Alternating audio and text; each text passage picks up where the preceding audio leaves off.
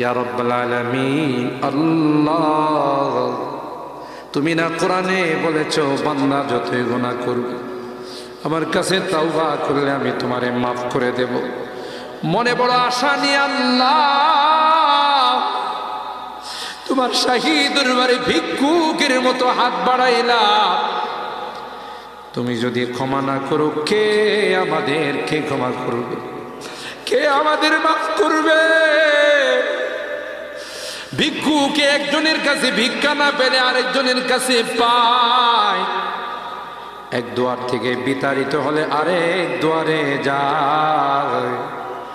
তোমার দরবার থেকে যদি মাহরুম হয়ে যায়, বিতাড়িত হয়ে যায়, কার কাছে যাব? কে আমাদেরকে ক্ষমা করবে?